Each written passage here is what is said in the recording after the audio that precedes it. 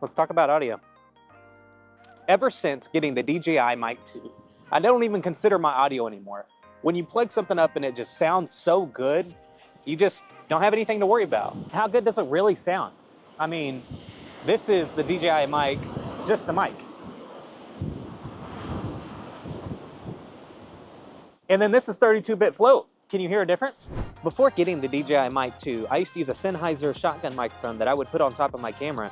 Can you even hear me? Maybe. And this is with that sound bike. I mean, in these conditions, anything would struggle, right? Just for kicks, this is what the audio sounds like straight from camera.